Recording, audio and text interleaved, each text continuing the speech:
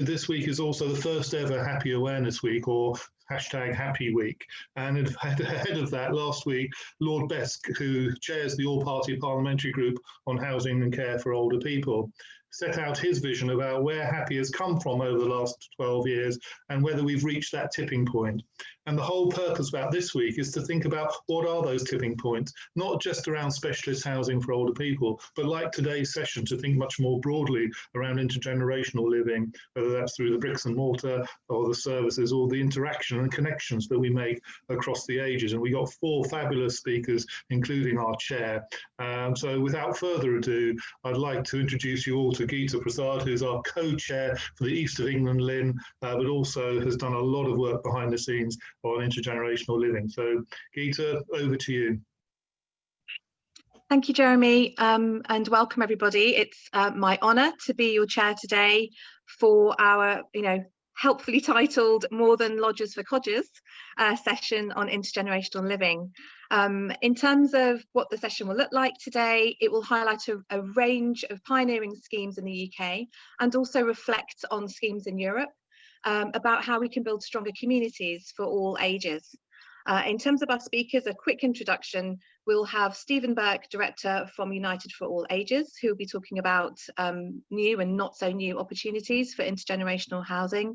We'll also have a collaborative journey towards age-friendly urban communities, led by Nigel Saunders, Director of Pizzoni Architecture. And then our final speaker will be Charlotte Whitaker, who's the co-founder of In Common, and she'll be speaking about building community connection through intergenerational volunteering. But if I may, for a moment, just reflect on my own experience, having undertaken a Winston Churchill Memorial Trust fellowship in 2018 and 19. And I was funded to look into what at the time was supported living and supported housing. But actually, it took me into a journey of intergenerational living and looking at different models. The areas where I went to were the Netherlands and Denmark. And many colleagues will be absolutely familiar with the places that I went to. I was very privileged to actually have a stay in Humanitas, which is a residential and nursing home in the Netherlands. And that provides accommodation to about 160 residents, but also 6 university age or university type students live with the residents in Humanitas. So I got to be around them, got to experience what they do in their daily rituals, and also asked many, many questions and was very, very much welcomed. The other area that I went to in the Netherlands was in De Heugerweg, which I know a lot of colleagues know about. And that's a sort of a gated community or residential village specialising in the care for older people with dementia. And there I saw a really different non-medicalised model of care, which as an NHS person myself was very illuminating and very moving. Finally, I went to Shetterdamen in Denmark, which is a community of intergenerational residents, and it's one of the oldest ones in the world, I believe, set up in the 60s, where again I was very lucky to have intimate contact with people, spent a lot of time shadowing, took part in a lot of events and everyday life, which will stay with me for the rest of my life because it was a profound experience. In terms of what I learned very, very quickly, I kind of learned that there were some critical success factors to intergenerational living. But certainly what I did learn is that it's not for everybody. It's for those people who want to be part of this setup, who want to contribute. There's a shared ethos of relational care and empathy. I think certainly within older and younger people living, caring, being around each other, learning from each other. Daily rituals were really important as part of that, as part of delivering that. Very deliberate interactions between older and younger people were part of the everyday fabric.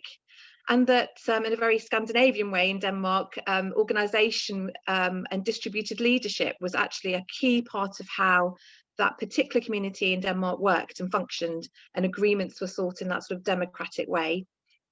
There was a lot of what we would term in the NHS self-management of care, people taking responsibility, but also very sensitively caring for others. And also, which I'm sure we'll touch upon with some of our speakers, enabled environments.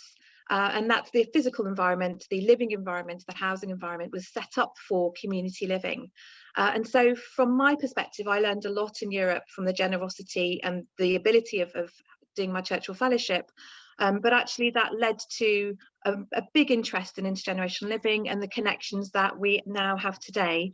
And I think you'll enjoy a very rich picture in terms of talking about the different aspects of intergenerational living, and the opportunities that are out there and the benefits for all of us of this way of life. So without much further ado, I would like to introduce Stephen Burke, as I've mentioned already, the Director of United for All Ages, and Stephen's going to talk to us about new and not so new opportunities in intergenerational housing. Thank you very much and welcome, Stephen. Thank you, Geeta, and good morning, everyone, and a particular thanks to the Housing LIN for staging all of this week's events. I've been asked to talk about intergenerational housing, partially because United for All Ages coordinates the intergenerational housing network in the UK. I'm going to talk about some of the trends and opportunities we're currently seeing, and I'm going to do so in the context of COVID and its impact on intergenerational work.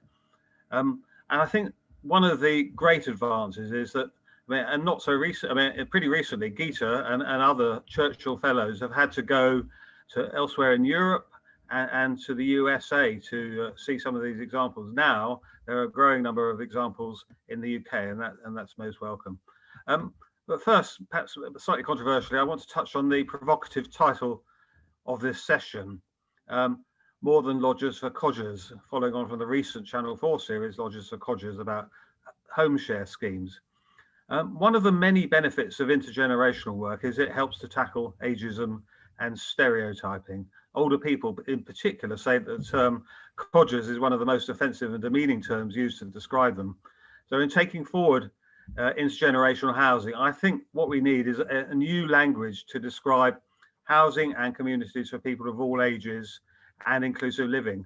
And most of all, it's all about building and nurturing relationships between people of all ages. And you can't do that by using language that offends and turns off some or all people. So having said that, let me turn to intergenerational housing and why we are seeing its growth in the UK. The response to COVID has seen the growth of mutual aid and neighbourhood action. Lockdown at home, many of us have volunteered to help neighbours who are shielding and have built new community links. Sadly, much other intergenerational work has been put on hold as mixing has stopped or been restricted. Of course, there have been some very creative projects, particularly using technology, but their reach has been limited. But I'm sure Charlotte will give you some examples shortly. As we begin to see some light at the end of the COVID tunnel, the reality is we continue to face crises of loneliness and lack of affordable housing, affecting both younger and older people. I think age segregation has worsened because of lockdown. The lack of contact and lack of connection between generations has multiple impacts, not just about loneliness, but about ageism, stereotyping, and perceived unfairnesses. At the same time, I truly believe that life after coronavirus in 2021 and beyond will see substantial changes for people of all ages. This will include how and where we live our lives, how we work and travel, and how we interact in our neighbourhoods. People want to see more intergenerational fairness. They want stronger community spirit, and they want opportunities to interact with other generations much closer to home.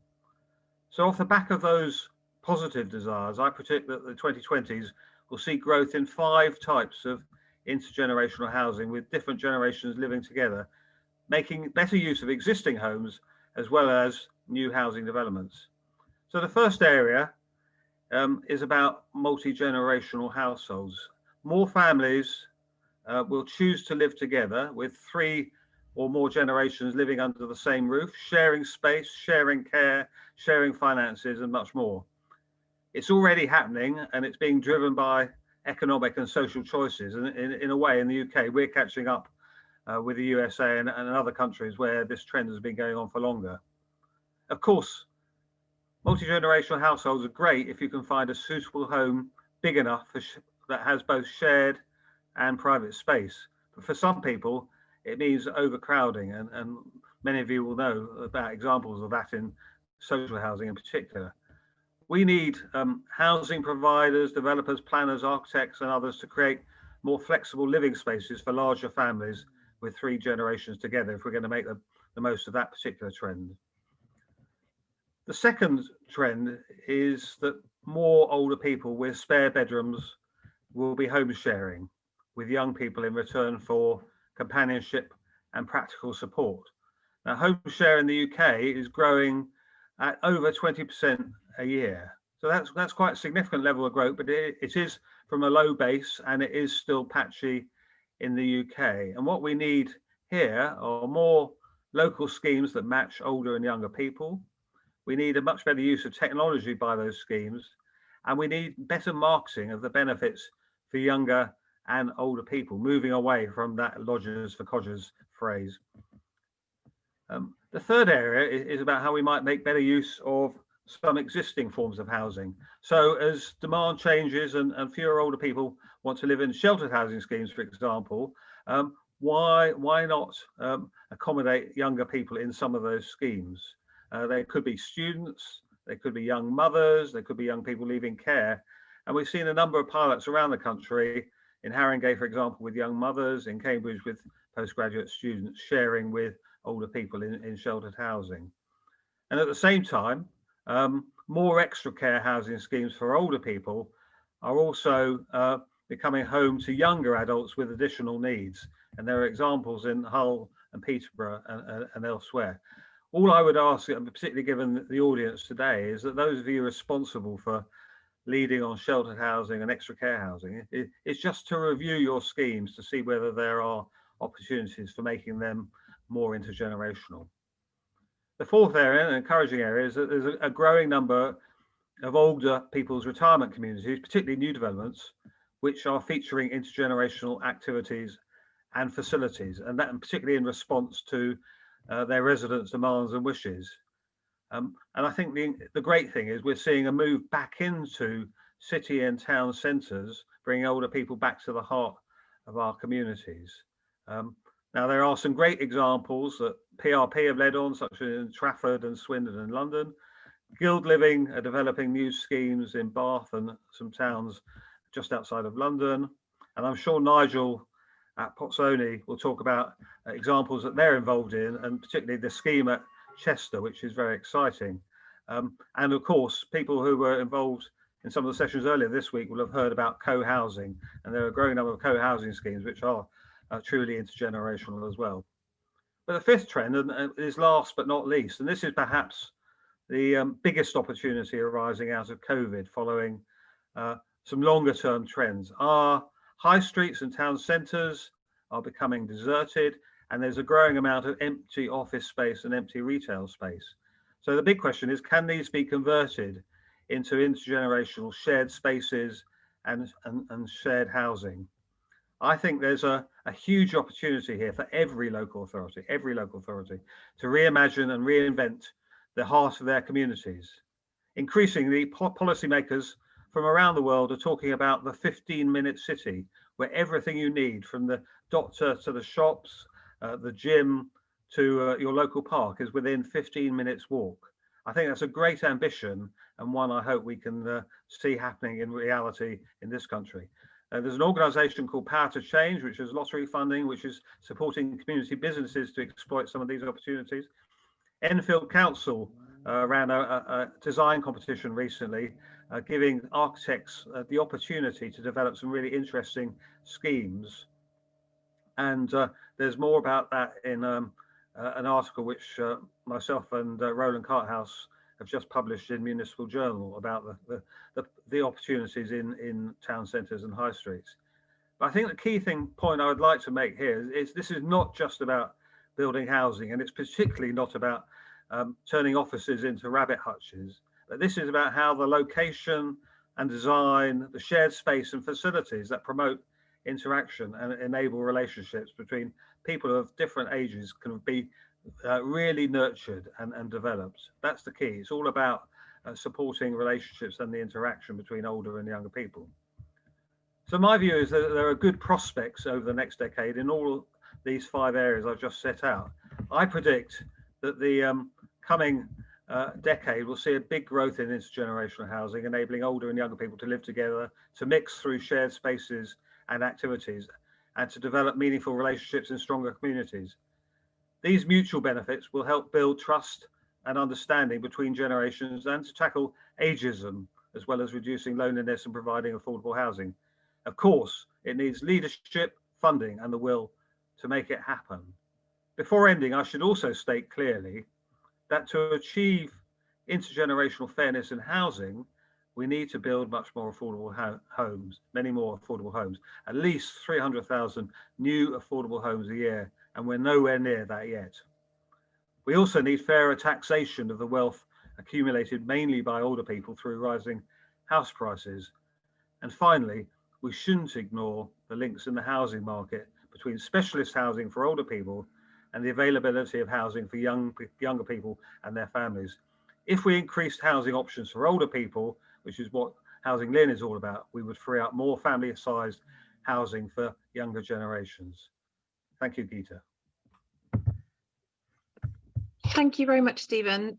That's taken us through a continuum of different concepts when it comes to intergenerational living and intergenerational housing.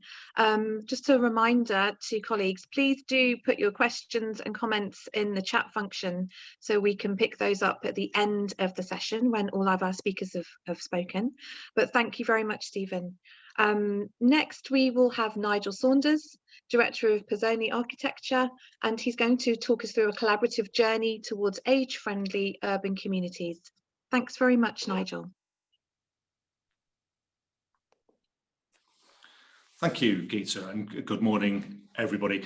So my name is Nigel Saunders, Director with Pizzoni Architecture. We're a national architectural practice with offices in London and Manchester, and we cover a broad range of market sectors, but we have a particular specialism covering housing and design for all age groups.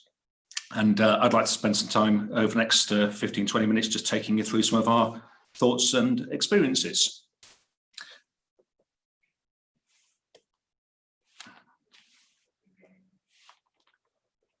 If I can achieve a page down, there we go. So the term intergenerational communities is very much an emotive one, an emotive subject with varying interpretations of its meaning. And what we all know and feel about the sort of direction of travel over recent decades, whereby parts of our towns and cities have become very much allocated to distinct age groups. So be they students or young workers, but rarely older people. And it sort of encompasses a recognition that our places are crying out for more diversity of age groups to create, and in many ways recreate, and there's nothing new here, recreate the healthy interactions between the generations to create communities and close the generation gap. On a personal note, my grandmother turned 100 last year, an amazing lady, retired nurse, and she still retains all the, as I would say, sort of formidable mental agility of her younger years, albeit her physical strength has not quite kept up. But I'm really confident that it's her positive state of mind, at least in part from sort of regular social interactions with friends and family nearby, which keeps her enjoying life and keeps her healthy. And I think to an extent this has been possible because she made the positive choice, if you like, at a point in life shortly after she was widowed 30 years ago, to move from a detached bungalow in a rural location into a more modest apartment within a mixed age community, and a setting that she thrives on and enjoys, and hopefully will do for many more years to come. But within the world of housing, the term intergenerational is being sort of very widely used to cover solutions related to our aging population. And it's a back to basics reality that older people are a hugely valuable part of any balanced society. And the question now is really, how should we apply this intergenerational thinking to the developments of our towns and cities, particularly as the UK grapples to provide new homes for people of all ages, whether it's the young trying to get onto the property ladder, or whether it's those in later life looking for a right-sized solution. So the opportunity we have is to reinvent our towns and cities is really quite huge. Some of you may be familiar with this this symbol in the middle. It's I've put it up because I think it illustrates a few points. Back in September this year, the Centre for Ageing Better, supported by Public Health England, ran a design competition to rethink the symbols and icons commonly used in public to represent older age groups. And for me, this is really sort of, you know, fantastically clever response in that it sort of captures the opportunities and the potential joy in later life that are on offer and can be on offer. And I think there's something here in the sort of the way that the playful figures are breaking out of the warning triangle, quite suggestive of the opportunity to lead a fulfilling later life. Our increasing aging population is, you know, starting to demand more aging and choice in terms of the location, the type and the tenure of accommodation, to more sort of positive and aspirational choices that enable people to lead a active and healthy life, and in doing so very much responds to the government's objectives that by 2035 people will be enjoying an extra 5 years of active healthy life. And part of the solution here is about developing supportive and connected urban communities for older people and foster those intergenerational relationships in an inclusive way. Not only is the country aging rapidly, but our population is also becoming increasingly focused in urban locations. And I think people's views on later life are changing too. Many choosing to stay economically active for longer, enjoying the town and the city and all it has to offer. And by providing all-age housing solutions in our urban locations, we can address the spatial segregation that the ages have become used to in recent years and correct very much the sort of demographic imbalance that we now have in many of our towns and cities. Through Potsoni's work in designing residential-led schemes for all stages of life, we've seen firsthand the benefits of integrating senior living with care within wider communities and linking older people with the wider community. It gives diverse possibilities and provides a more sort of rounded and stimulating experience for later life. And some of this has come through in our work with Greater Manchester Combined Authorities Ageing Hub. We're involved in the housing and planning part of that team. And Manchester is the UK's first age-friendly city region in the UK, as designated by the World Health Organization. And the belief that removing barriers between younger and older demographics offers significant social and economic benefits to all of society. The image that I've illustrated here is of a scheme that we've developed for Wythenshawe Community Housing Group in Manchester to provide 135 apartments for later living. But the key thing here for me anyway is the community aspects of the scheme. So we have provided a roughly 5,000 square foot community hub facility, which is used as a focal point within a community. It's used by residents, by family members, local college students who also work here, incidentally. There are job opportunities and so on. And it's about creating community and encouraging happy, healthy aging. Moving on to some of our thoughts. During the last 12 months at Potsoni, we've been exploring what these factors might mean to future urban housing typologies, to look at alternative choices for our ageing population.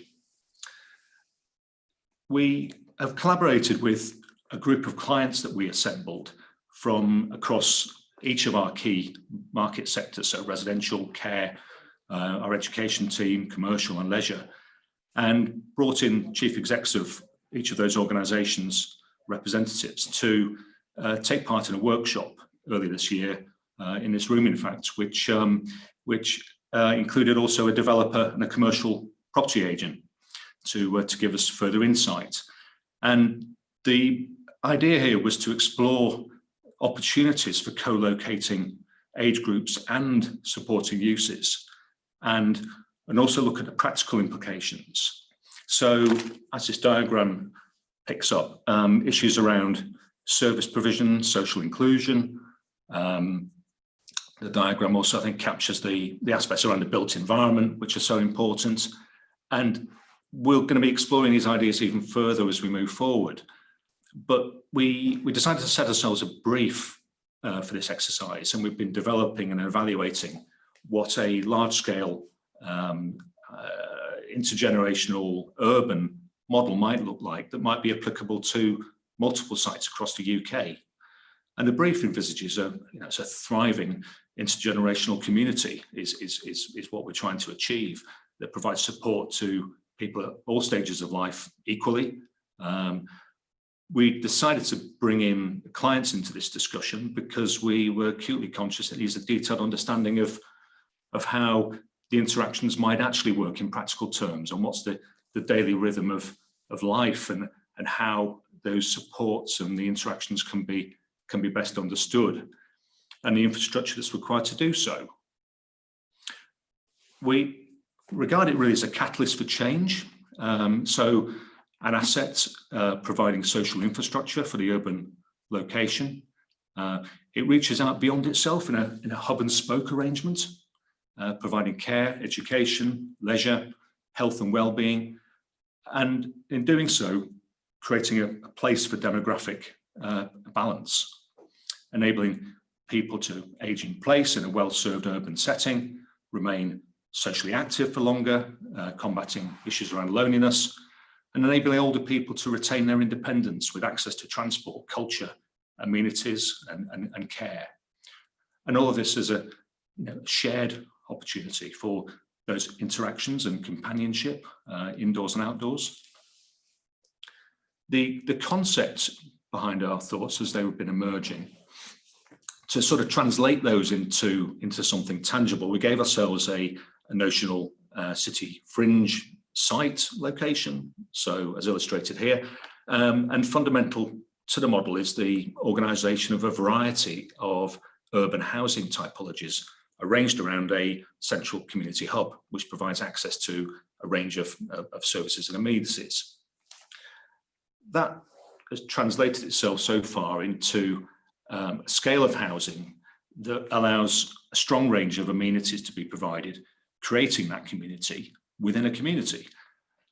So we're looking at tenure-blind housing typologies, where we embrace inclusivity and diversity, market and social homes, opportunities for home sharing, opportunities for co-living, extra care apartments, care households, supporting clusters of households or potentially small groups of apartments, enabling a supportive and shared living experience. But all of this then supported by a health and well-being aspect, so gymnasium, swimming pool, place to interact with the high street, supporting the residents, and also providing a shared sports facility for the school. And during our workshop, the school felt a number of these interactions were particularly beneficial to the idea. From the school's perspective, well, education in general, lifelong learning, so nursery, school, and flexible teaching spaces, and giving the opportunity there for exchange of skills and knowledge between the generations, learning together and from each other, and opportunities, interestingly, from our client came forward the idea of wraparound care for children and the opportunities for fulfilling opportunities for older residents. And in addition, a commercial aspect to the scheme, as you might expect, in providing some of the other amenities that might support a community. Just zooming in a little bit closer, just give you a feel for the sort of, I suppose it's the human side of what we're trying to create, and how those interactions might actually work and manifest themselves, both in the building, outside the building, and in adjoining buildings for that matter. But the key to it is the hub as the overlap between the uses, engaging with residents, school children, non-residents, and to share the facilities of a hall, a library, of flexible spaces, enabling community interactions and those relationships to flourish, and the ability to co-locate and share facilities across different times of the day. So one of the issues we discussed was around the operation of a school is typically 8 through till 4. there's a lot of missed opportunity there that we're able to exploit in terms of operation of certain facilities within the school, particularly for the hall, for example, and the ability to share sports and leisure facilities.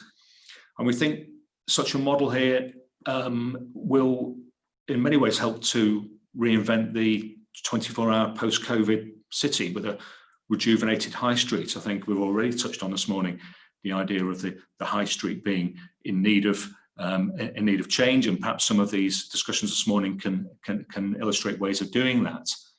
But in this way, the scheme becomes an asset for the community. And we had some really interesting discussions with the clients. For example, with our care clients, we felt that the care provision in the building could then be used to provide domiciliary care to the local community. So this enables, if you like, more opportunity for later living in adjoining buildings in the surrounding locality to be supported by that domiciliary care. In the experience of our education clients, they expect that in a notional scenario like this, that just 10% of the intake of the school would be from the building itself, with the rest coming from residents in the nearby location. So what we're able to do there is provide more infrastructure to enable the city or town to support families. And it becomes a more sustainable choice for people to bring up children and grow and age in a city. Those meaningful interactions between young and old and the sense of purpose that can give, which is so important. Improvements in child development by mixing with older people and gaining wisdom and life knowledge, and opportunities for quite interesting with the school in terms of the vision and culture of the school. So issues around participation, diversity, and collective responsibility. And in a community like this, that the school can very much reinforce the values from, if you like, from the bottom up in terms of age groups, to really reinforce that community and shared experience. So we're in a sort of interesting stage of this journey, working with the client group, and I think through understanding and incorporating these insights with what are very experienced partners in each of their parts of this, we're developing a clearer idea of the ecosystem, if you like, in terms of what an integrated, age-friendly urban community for all ages might just look like. And we had a show of hands at the end of the workshop, and there's very much a commitment between all parties to move forward and develop these ideas further.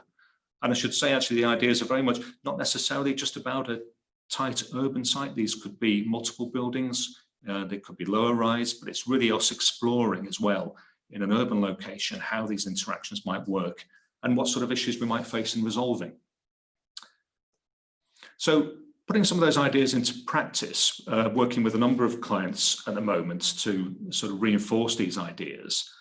We are currently working with our long-term client Belong here at Peel's development of Wirral Waters, which is a huge mixed-use major regeneration scheme, providing education, offices, residential, leisure and cultural facilities. So it is very much a mixed-use scheme, and we in a position here now where we're placing a later living scheme as a care village model in a very prominent location in the heart of a mixed-use scheme. It's alongside apartments for young people. It's alongside educational provision, and I think some of the ideas I've just been touching on will be explored in a more expansive way across this development, and it's fundamentally supporting urban aging in place. The model that's operated here by Belong, 3 floors of apartments for later living, above 3 floors of care households, with the ground floor largely publicly accessible space that provides a range of facilities, whether it's bistro, hair salon, exercise studio, function rooms that are accessible to the public and becomes a community asset in that sense.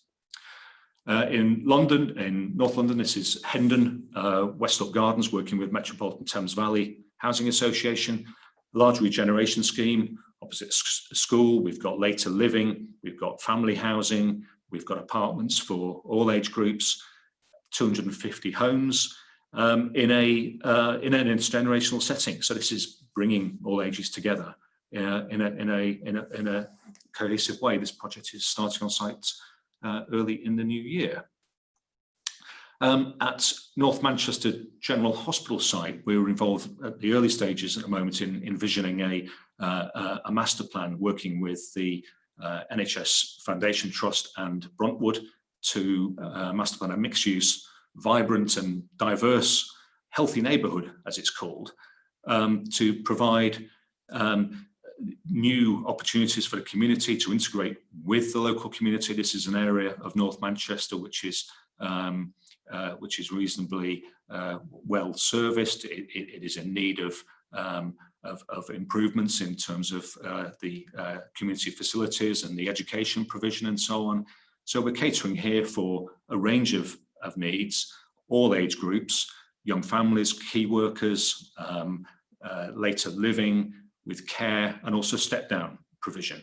So a very flexible model, and we're exploring those models in terms of making sure that what we put forward is a very flexible approach to ensuring that an intergenerational healthy neighbourhood is the basis of the master plan.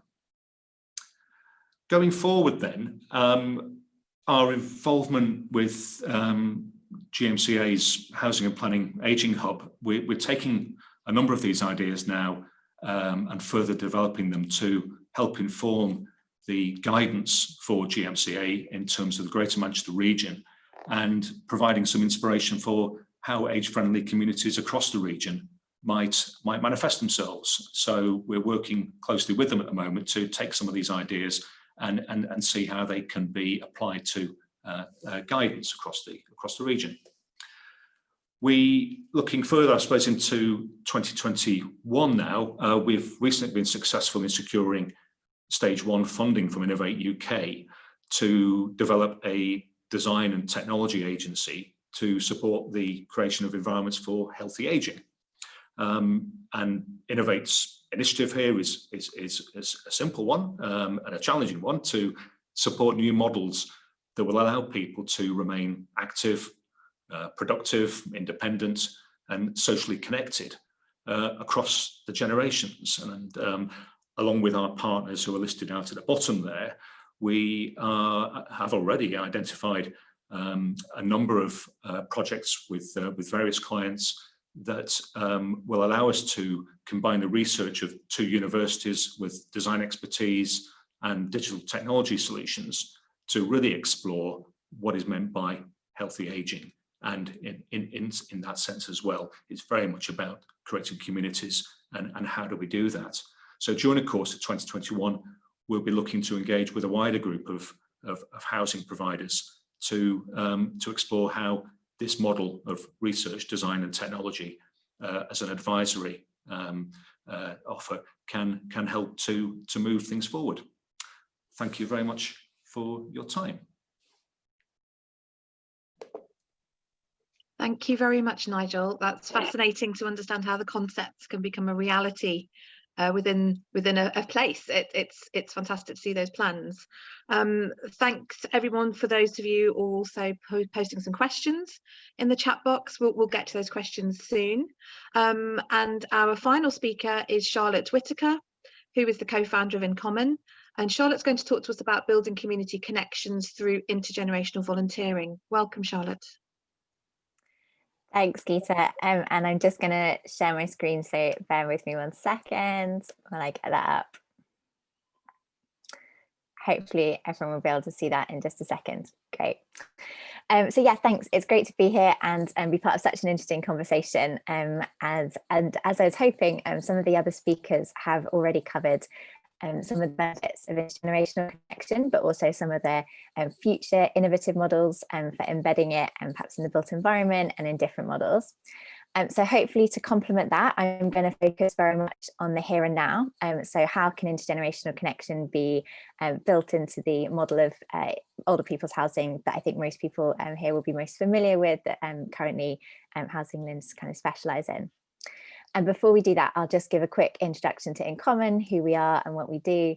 And then, as I say, offer a few thoughts about how we can build intergenerational connection into a sheltered housing context.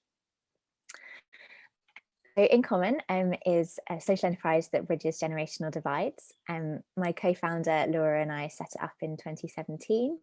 And we'd always believed in the value of relationships between people of different ages. We'd both been shaped by friendships with older people in our friends and family as we were growing up. So we spent quite a lot of time speaking to a large number of people across the age spectrum, and also reading into the benefits of intergenerational connection. And the more we did that, we kind of felt it was a missing ingredient for many people of different ages. So off the back of that, In Common began, and our purpose, our mission, is to bring younger and older neighbours together to learn from and build friendships with one another. So far today, we've focused on running programmes that connect primary school children with their older neighbours in retirement homes. Before COVID-19, we were delivering programmes regularly in 7 boroughs in London, working with around 300 children and 200 older volunteers every month. At our intergenerational workshops, older participants who are participating as volunteers share their time and experience with the children, doing everything from life story interviews to jointly designing their ideal towns for all ages. So I have to get some designs over to Pizzoni. And as you can see on the slide, playing tiddlywinks, just getting to know one another and build those connections. It's really important to us that both age groups get something out of our workshops. So the older people as volunteers hopefully get a sense of having really supported children's learning, as well as enjoying the social connection that comes through that, while the children grow in confidence and communication skills, and also learn some stuff about recent history. So obviously that's changed a bit over recent months. So since March, we have had to reinvent our programmes to work remotely. During the first lockdown, we launched our Buddies project, which brings together an older resident, a family with a primary school age child, and an In Common facilitator for weekly activities taking place over Zoom or over just a normal audio phone call. More recently, we've adapted this to work with schools, and now that they're all back in term. So we're currently connecting 10 primary schools with their local sheltered schemes through postcard exchanges, letters through the post, and also live phone and Zoom calls. And we're just going to go into a fortnight of doing large group calls with carols and poems and things. So it's going to be a real adventure. Lots of learning from this period, but it's been really great overall to see how much people have enjoyed taking part over the last 9 months or so. We've had some great feedback from children, parents, teachers, and of course our older volunteers. And overall, there's been quite a consensus that it's been perhaps particularly important for people to feel connected when they are spending more time at home, and perhaps for older people who were before very active out in their community, and to be able to have a way to give back without going out has been really sort of significant for people's self-esteem and sense of purpose. And incidentally, just a quick plug, and we have 9 weeks of our Buddies Calls materials available free on our website to download and share. All of them have got kind of a mix of games, activities that work for primary school age families and older volunteers or older people within the same family. So if you know anyone who might want to try those out, lots of families used them over the first lockdown, they're available, so do give them a go or share them around. And then alongside running those programmes, In Common also support others to embed intergenerational connection more deeply into communities. So as Stephen was saying, it's obviously been a difficult year for bringing people together in any way, and in some ways we've seen kind of more sort of distance between people of different ages. But in other ways, it has been really encouraging that many organisations and individuals have stayed connected and even sort of deepened and formed new links. So back in June, Climate and Housing sponsored In Common to research the effect of the pandemic on intergenerational connection. And we found lots of really encouraging initiatives around the country, which we drew together in a report in June. You can see some of the really summary recommendations that we made on this slide. If that's something that you're more interested in, I think Jerome is kindly going to put a link in the chat to the report so you can read that to learn a bit more. But to return to today's focus and in particular the element I'm hoping to bring alongside the other speakers. We've had lots about kind of the future models of intergenerational connection, and as I mentioned, I'd like to focus on how we can build intergenerational connection with the housing stock and context that's most familiar to us in age-exclusive housing. From there, I'll look at what makes some of those projects work well, what the success factors are, and then finish by revisiting the choice and purpose of age-exclusive housing as a whole. So with a Housing LIN audience, I'm expecting this to be a very familiar context and ring bells for lots of people. Just to really quickly sketch out what I mean by this, I'm talking about intergenerational connection in sheltered housing. People also obviously use retirement housing, independent living, age exclusive, extra care, all the different shades and meanings of those different terms. But broadly, I'll just use sheltered housing to cover what I mean. Many people outside the sector seem to be surprised at how many how many people live in this kind of setup. And there's roughly the same number of sheltered schemes as there are care homes in the UK. But despite the wonderful work of Housing LIN in promoting it, it does have a much lower profile than the care sector. And we've seen that, I think, over the last few months. So hopefully this picture, as I say, might resonate with people. It's built up from a number of schemes that we've worked in over the last few years across 10 different housing providers. So we expect to find communities that can be very supportive and strong, but also sometimes insular and cliquey, which has both positives and negatives for trying to bring in intergenerational connection. We find there's often underused community space. Even before COVID, lots of lounges were empty for much of the time, which is obviously an opportunity to potentially bring in intergenerational activities into that space. We expect to find people who cherish the independence of their setup, having their own front door, but also a full range of people in the ages in the 55 plus bracket, some people who are working, some people with a wide range of different support needs. And then also we're seeing a trend towards support setups that have changed rapidly over the past few years, including a broad move towards scheme managers based across multiple schemes, taking more of a housing and premises role to their jobs, and having less of a remit to organise social activities. And that's also had an impact on what we've seen as being successful in terms of setting up intergenerational activities to take place in this kind of context. And finally, despite having kind of drawn out those similarities, we'd very much emphasize that we know that each scheme has its own kind of particular character shaped by the individuals who live and work there, and that there's never going to be a one-size-fits-all approach, and that's not what we want to promote at all. But we do hope that there can be something that is the right style of intergenerational activity that will work for this particular context. So something that works to engage individuals living in these communities isn't necessarily the same as what would work in a care home, and that might not be the same also as the kind of longer term moves towards different models of housing that will take years to become mainstream. So luckily there are lots of projects that are already doing this very successfully. I've put a few of these on this slide. Alongside Asset in Common, there are some other fantastic school-based projects, but also lots of scope for further innovation in that space, and particularly with young people aged 11 to 18, where we've not seen as much in the UK. There's also models with parents and preschoolers, and so I've highlighted the Together project, who runs Songs and Smiles workshops with toddlers, also engaging with parents with young children, who are another group who are at risk of isolation. And their model really engages residents very well, and including people who are perhaps living with dementia, who might have barriers to taking part in other projects.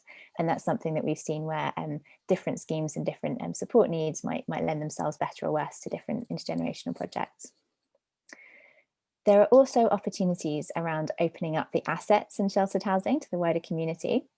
I kind of say this tentatively, it's often a sensitive topic with residents, but where they are enthusiastic, and we've seen this can be a really excellent catalyst for all kinds of community activity and kind of natural intergenerational connection. So from carers groups happening in communal lounges to opening up scheme gardens for family fun days, and kind of really making use of those amazing spaces that are often at the centre of communities. So one of the things that we've looked at over the last few years is what factors help a project like ours to be successful in a sheltered housing context. And there's a couple of really practical things that I'd highlight we found. One of them is the importance of consulting residents, and not just consulting them, but making sure they're actually enthusiastic about a project like this. We're really aware at In Common that it's their space, they live there, and ultimately if one of the aims of the project is for it to be beneficial for them, then there's absolutely no point in going ahead unless a good number of people genuinely want the project to happen. And that's where we found that scheme cultures all being different, it's important to kind of get to know the context a little bit and find out whether that scheme might lend itself better to one kind of project than another, and also acknowledge that sometimes people prefer to form their connections outside of the scheme community, and that's also great too. Another important success factor that we've focused on has been the importance of active engagement. And so once we know that a project's going to go ahead, we feel it's so important for us to really get to know people in the scheme community and warmly invite everyone to take part and work hard on communicating with residents and perhaps breaking down some of the misconceptions people might have about a project like this. We try to find the line between encouraging people who are nervous or face barriers, but would actually fundamentally like to take part, with also respecting that our project isn't everyone's cup of tea, and that's fine. As in all community work, obviously relationships are the key to this kind of thing. So we try to get to know residents as well as we can, and whether that's the person who comes to help us move the chair at the start of the chat, but probably wouldn't stay for the session, to the most lively volunteer who's animatedly telling the children stories and perhaps dominating the session. And we found it this has been really crucial actually in the last few months for us to be able to keep in touch with and support residents during the pandemic. And one of the nice side effects of the situation has been that we've actually got to know some of our older volunteers much better through really regularly keeping in touch with them. So alongside some of these kind of more practical elements of setting up a project, we've also come to the view that purpose is really at the heart of what can help a project to succeed in some of our settings. So at In Common, we really believe that for all of us of every age, doing things that have meaning and purpose for us is transformational for our well-being. And I'd actually say we've seen that in people of all ages over the last few months during the pandemic, and that having something purposeful to do really makes a difference.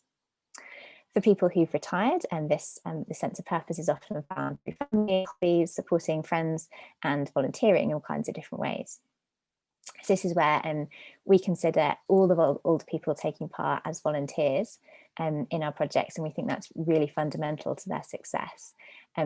We think they're volunteers because they're giving up their time to share with the next generation. And we know that there's lots of benefits to volunteering, and there's some really good research in this area from the Centre for Ageing Better. And we've seen some of the same benefits that they highlight reflected in what our older people tell us about feeling that they've been able to be useful and getting a lot of enjoyment from connecting meaningfully with the children and seeing the difference that they're making. Internally and within Common, we talk a lot about radically inclusive or radically accessible volunteering. And what we mean by this is how can we put enough structure and support in place in a workshop session or in a call for every person who's living in a shelter scheme to be able to make a meaningful contribution. But at the same time, we want to be flexible, so that older people who don't need any support at all are able to have the freedom to bring what they can to children without us kind of getting in the way of that. We're still learning how to do this well, so if anyone would like to have a conversation about it or share thoughts, please do get in touch. I also think it's important to highlight that one of the dangers of intergenerational projects can be that they can be a bit patronising, or that can be someone's hesitation about that. Might be that they don't want to be seen as a lonely older person who's going to be cheered up by the children coming to visit. So we think it's really crucial to be positioning people as volunteers, both for that reason as well, and that they're part of a mutually beneficial project, strengthening local communities. We really try to avoid loneliness narratives and focus on the mutual benefits to all different people taking part. And picking up on one of the things that Stephen was saying before, we also think that intergenerational work should be inherently ageist, because it's kind of helping people to find the connections, what they have in common between different age groups. And that's something that we want to really build into our work. And then the final thing around purpose that we're really excited about at the moment is the concept of intergenerational social action. So this year we're working with Clarion Housing to support youth groups around the country to look at how they can come together with older people to make change in their communities. We think there's something really powerful about having an external goal, something that people want to come together and focus on and do, and that can really be a way to bond really meaningfully between younger and older people. So just as I come to the end, perhaps something a bit counterintuitive for the intergenerational session, but I wanted to talk briefly about kind of celebrating the choice to live with people of the same age, because I think it's really relevant to Housing LIN, and I know it's something that many members of Housing LIN think a lot about. There are many benefits to intergenerational connection, and we believe in those passionately, but our experience is that there's also some demand from the people we meet for age exclusive housing. Only last week I had a passionate conversation, which is actually why I put this in this slide, with someone who told me that the best thing they'd ever done was move into their scheme. It's just transformed her life. And I think there are some settings where that's really significant for people, and that's something that a choice that we think is really great to be able to protect.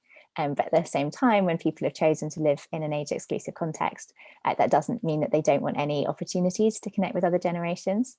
And that's where we hope there can be benefits to bringing intergenerational connection into a sheltered housing context.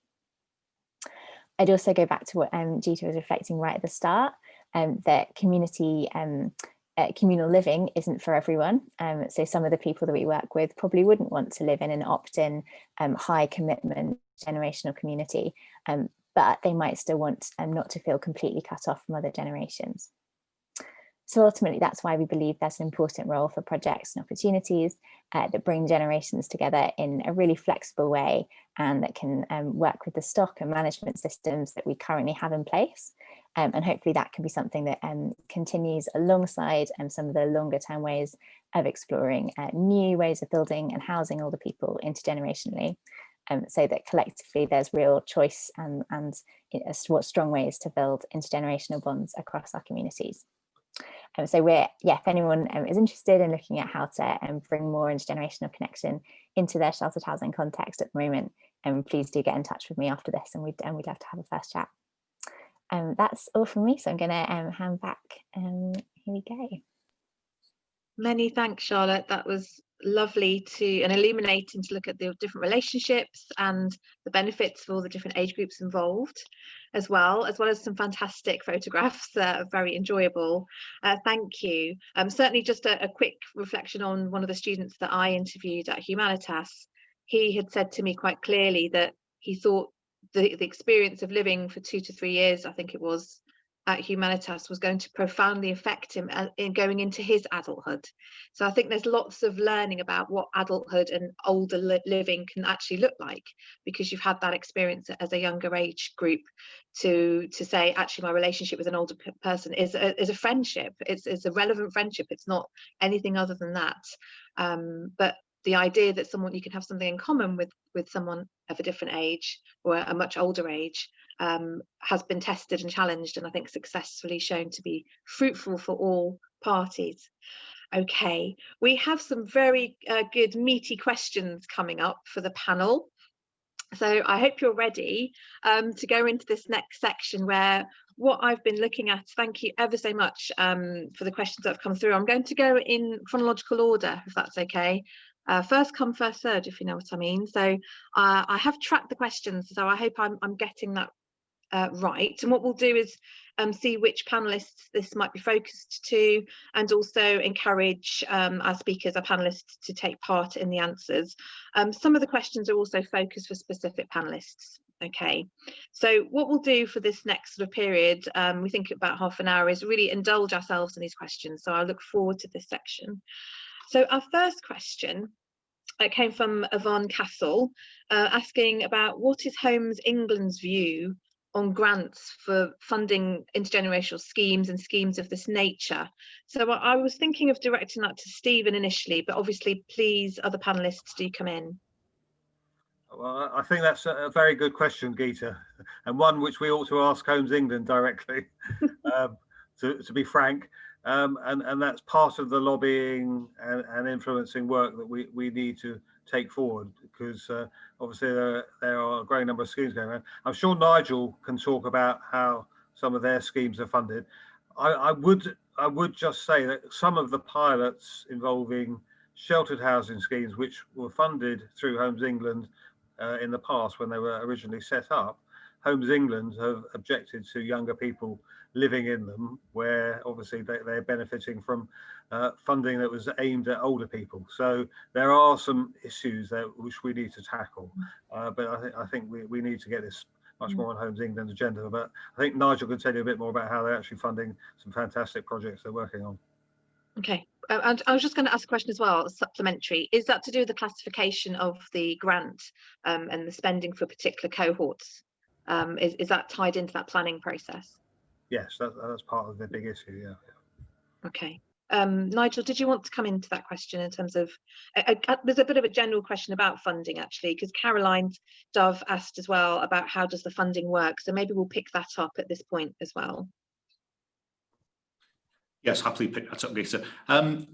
Yeah, I suppose if I just go back to the workshop that we held earlier on this year, we went into that workshop and brought in with us both a property developer and also a commercial property agent, in a way to help us make sure we didn't get carried away, so that what we are talking about and trying to envisage is ultimately something that has a commercially deliverable angle to it, or else to some extent we're wasting our time. So we have to make sure that things do work. I'm absolutely sure that as we have with several of our schemes, Homes England have got a great role to play in stepping in and turning a non-viable project into a viable project with the requisite support. I think some of, if it relates to the ideas that I put forward earlier on, I think the funding side and the economics of delivering depends to a certain extent on whether we're talking about one building achieving all of these things in one place, or whether we're talking about multiple sites within close proximity to one another that are still able to interact in a productive way to achieve the same aim, the same end. One of the points we did have some discussion around was the fact that if we were looking at a single development to achieve all these things, that there is a benefit, if you like, in the diversity of tenancy across multiple uses.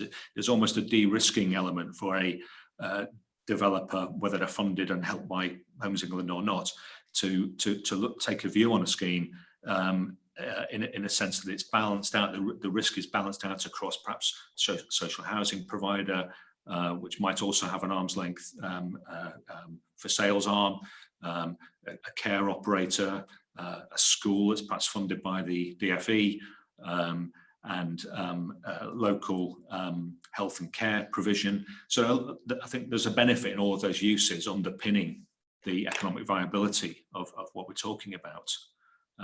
But to know, I completely agree. I think a discussion with Homes England specifically on this subject would be a really useful one.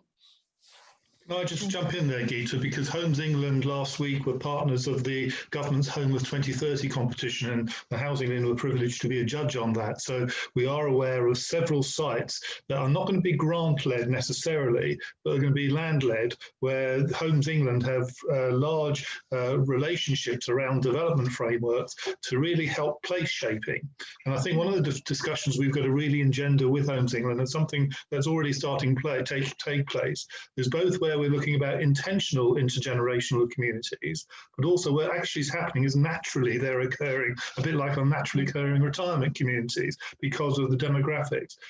So I think Homes England will be very much up for that conversation, especially where it can demonstrate some of the lessons learned from, I'm just thinking one of the successful bids was there's going to be an expo in Sunderland, and that scheme is both age friendly and intergenerational. And if we can adapt some of the learning as well as some of the great examples we've heard this morning, I think it's a really good blend.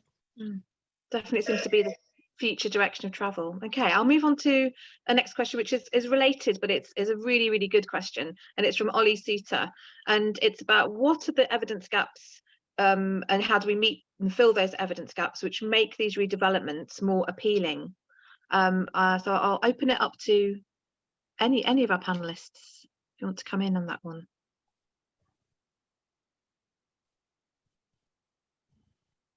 Oh, Stephen, I think you're muted still. Sorry about that. Inevitably, we're still relatively early days in some of this work, so there is much more evaluation to be done about the impact and benefits. But that's, you know, one of the reasons, Geeta, why you've been elsewhere in Europe and so on, that there are projects where they've been doing this for longer, and in the USA and Singapore and Japan and so on. So we can use that evidence, and that is very strong. But there are some of the newer projects have actually developed quite a lot of information and facts about their impact, which we should be using much more than we are. And you know, even the Channel 4 program about care home for 4-year-olds did a lot of evaluation, which hasn't gone into the public domain. I think there's quite a lot about the benefits of home share in particular, because that's been around longer and has actually been subject to quite a lot of evaluation, and it's easy to evaluate, to be honest. Some of the larger schemes that Nigel's working on, for example, are probably a lot more difficult to evaluate, but he can probably tell us what research has been done in that area. I'd also say, in terms of from a health perspective, loneliness has been compared to the impact of smoking. So there is something there in terms of health benefits, and they may at this point be intangible, but we know that those benefits are there. And certainly what Charlotte was talking about earlier, how people are becoming more enabled, they feel more useful because they're engaged. And I think some of that is actually delaying kind of the health issues that people might have, or it's helping people to work through that and feel a bit more cheerful or a bit more physically enabled and have that company. And although it does sound nebulous, I think certainly the NHS is definitely interested in looking at the social benefits, the social value of these sorts of schemes translating into a direct health benefit. And certainly when I wrote Norfolk's extra care strategy, the research that went into that was about actually the benefits of delaying care as well. And delaying formal care is something that councils are very interested in terms of social care. So if we want to kind of add economic stamps to this, that we can do that sort of modelling. A bit creative, but it's also looking for some of those currently intangible benefits and turning them into tangible ones. But I think we're in the business of that now. I think we want to be able to prove the benefits. I'll move on to the next question, which is from Neil Barker.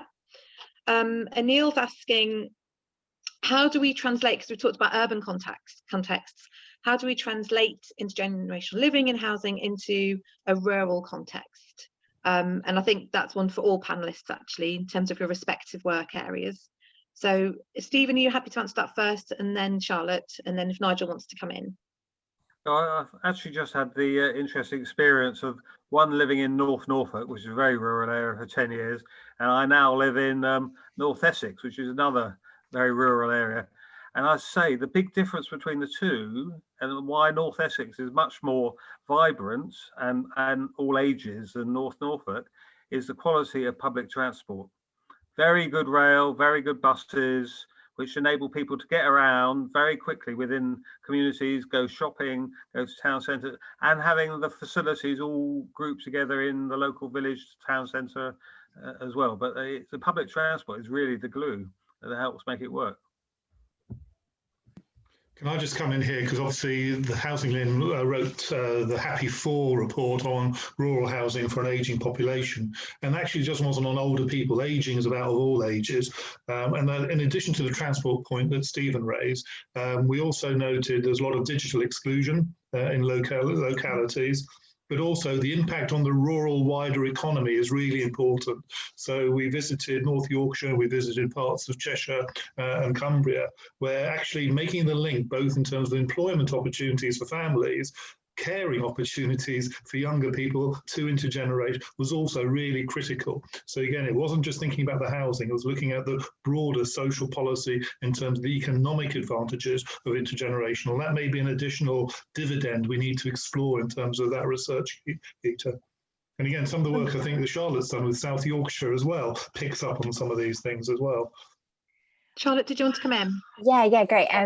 I'd probably add that we're predominantly working in urban areas at the moment, but when we've had conversations with people more looking at transferring models across, it's focused around schools as being one of the kind of existing key linchpins in rural communities that people are travelling to and perhaps have already been built in quite close to, and perhaps a designated age exclusive housing setup.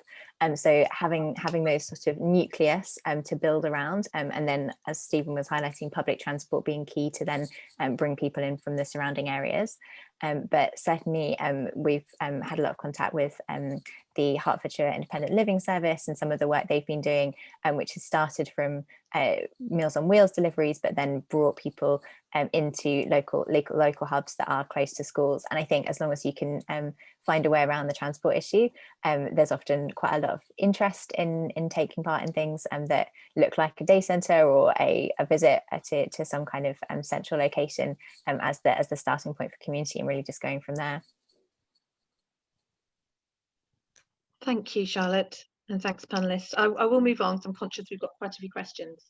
The next one's from Lorcan and Little, which is about how do we ensure that local authorities encourage a mix of residents when often in the current system it's kind of first come first served basis.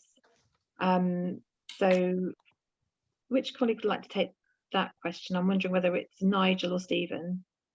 I'm happy to take it, Gita. Thank you. Thanks, Nigel. I think I mean a really good illustration, I suppose, of where this is working so well. If I just return to the Manchester example, where yes, we know with the backing of designation as the UK's first age-friendly city region, but with a very supportive mayor and council, took the initiative to set up the Manchester Ageing Hub. And it has various facets to it, one of which we're involved with is the housing and planning arm. And the agenda there is exactly this. It's to promote the right solutions for housing our ageing population in the right way, in the right locations. So we have some really interesting discussions on every couple of months we get together, and included in that panel are representatives of social care, there are representatives of local housing associations, all the right people with the right influence and so on to make sure that Manchester as a region gets it right. And I think they are doing, and I think there's a model there for other local authorities to look at and learn from. And in addition, obviously, we supported them on the Innovate UK initiative again, which has been driven centrally by the mayor, backing these sorts of initiatives and making them happen. So I think they're a great example. Thank you very much, Nigel. The next question, we've covered the one about funding from Caroline, so I'll move on to the one from Kay Sheeran, which is about how do we deal with things like conflicts and noise is mentioned a lot, in terms of that younger people bring noise with them, and older people might not like that. I will challenge that assumption, but I think also there is a point to make, and Charlotte made it earlier, about not everyone wants to do this, not everyone wants to live in this sort of situation, but how do we kind of manage and support those sorts of conflicts? try and pick that up as well, Geeta. I think. You know, again, sorry to labour the point, but this was a topic that was a point of discussion during our workshop with the school and with the care provider and the housing association around how do you manage these issues. There was another issue around safeguarding as well, but I think there's a genuine willingness and desire to solve these issues. And I think when you put it in the context of what we're trying to offer here is choice for the people that want to engage in this type of environment and feel they will benefit from this type of environment, in turn have a level of acceptance that there will be some rubbing of shoulders and that there will be some interactions which may be a bit challenging at times. But it's the setting that they're provided within.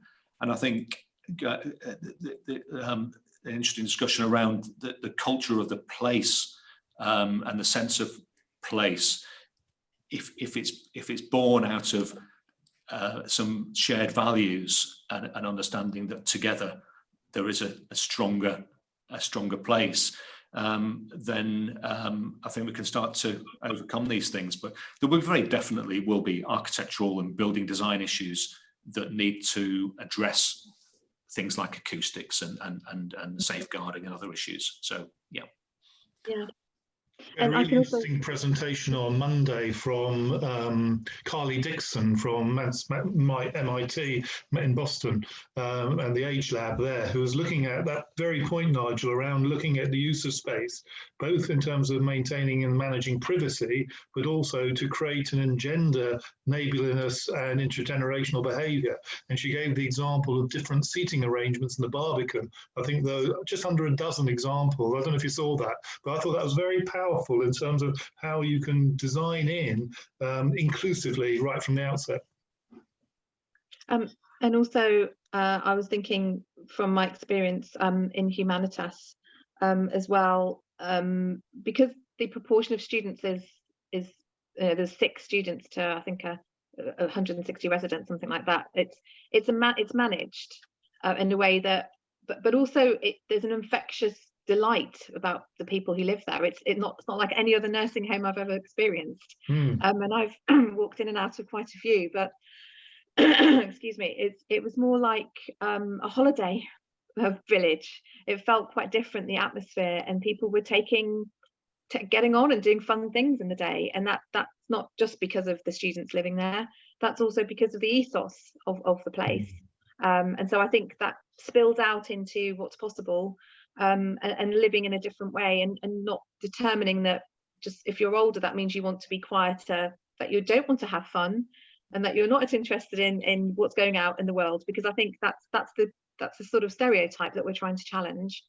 Okay, the next question was from Elaine Hollahead, and it was for me actually, and it was raising that point about safeguarding and suitability of the students living in Humanitas. So I did ask this question, and I've mentioned it in the wider report, which I think Lois or Jerome has now posted in my fellowship report. But in terms of choosing the next set of students, the students themselves, when they know that they're going to be leaving or moving on, they kind of recruit students.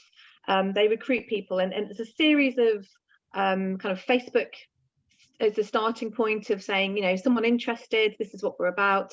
And then the student will come to Humanitas and get to know the environment, because again, the idea of a young person, I'm thinking of my own children who are at university at the moment, the idea of them wanting to live in a nursing home sounds very odd, but actually when you get to know the facility and you get to know the fact that there's lots of interesting things to do, but also there's some work to do, but the benefit is you don't pay for your accommodation.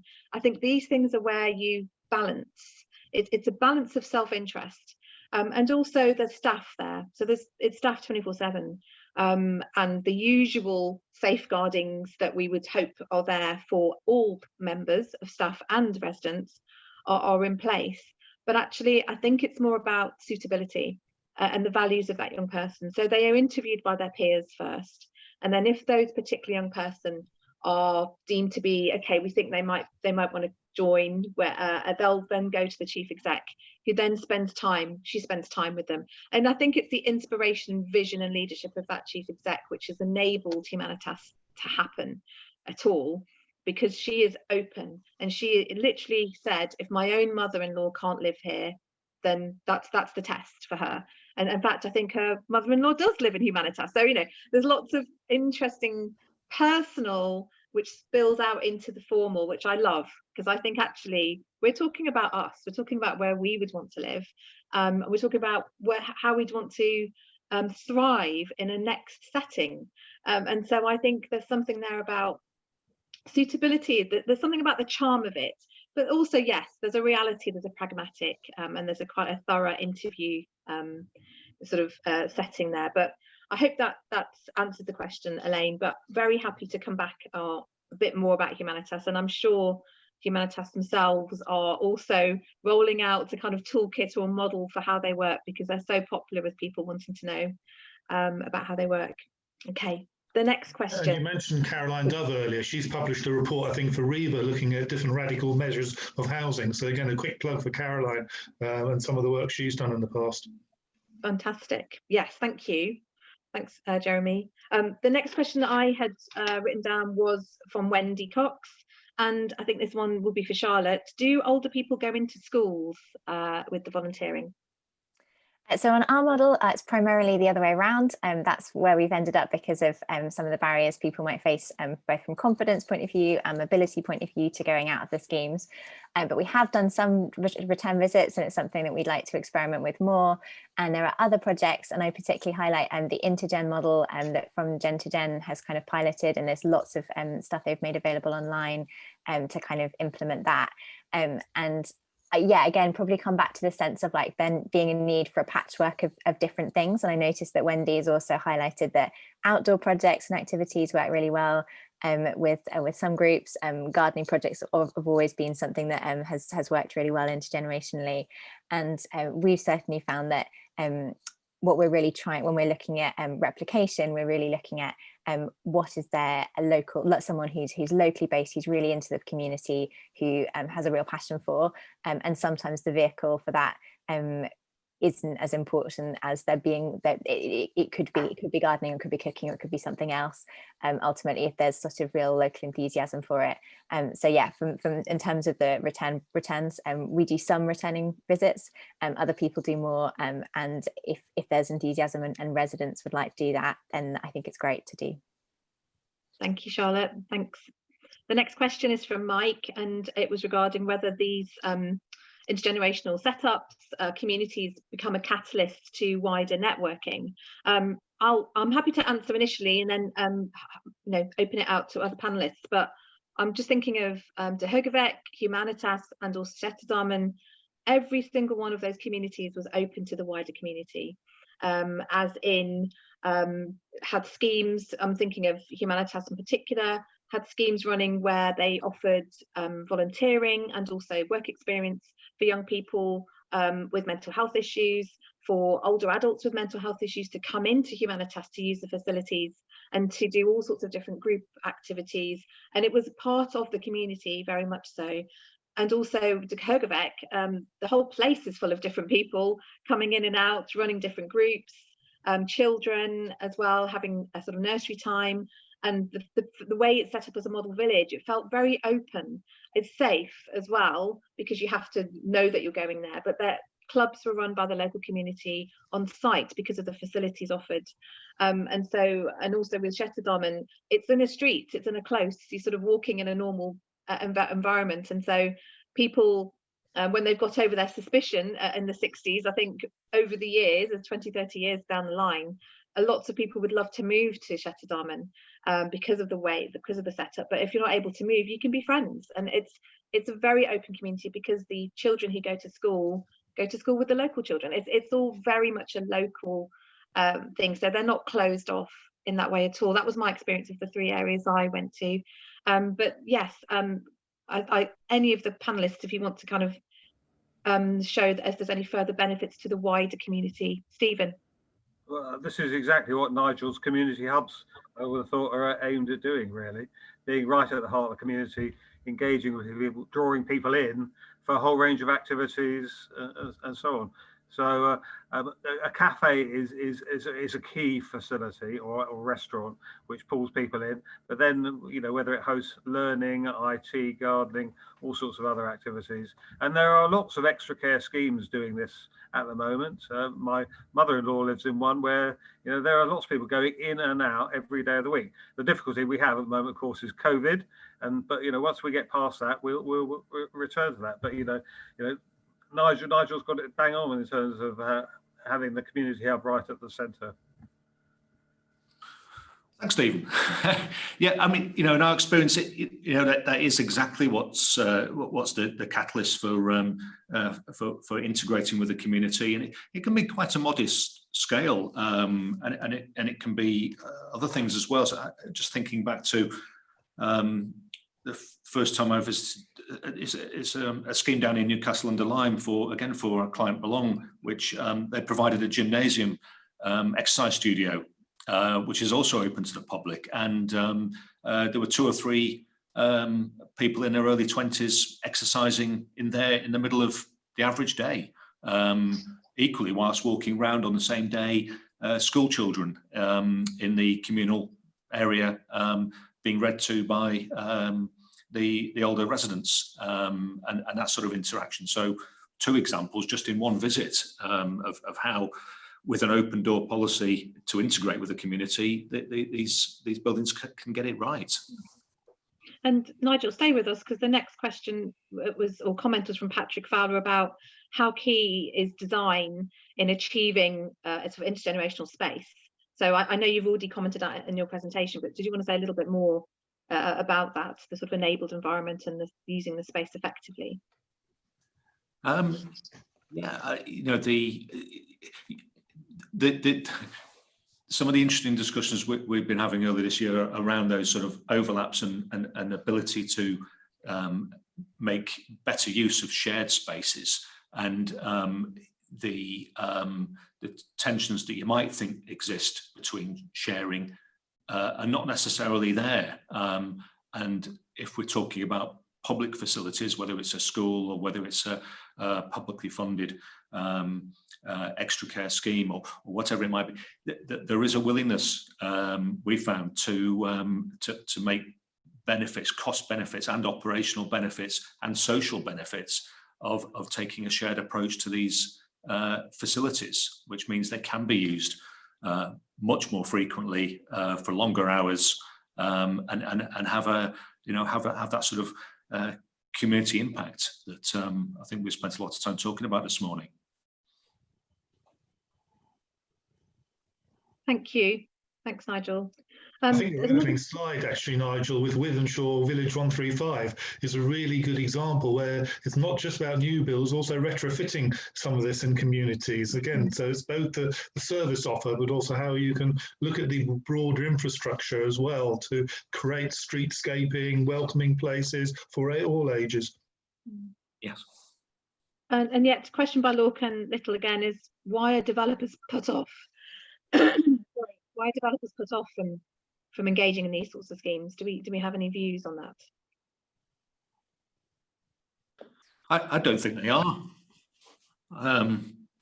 Increasingly, I see private developers actively wanting to get engaged.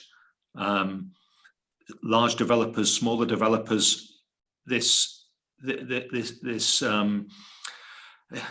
subject we've been talking about this morning is right at the forefront of, increasingly at the forefront of their minds, and whether it's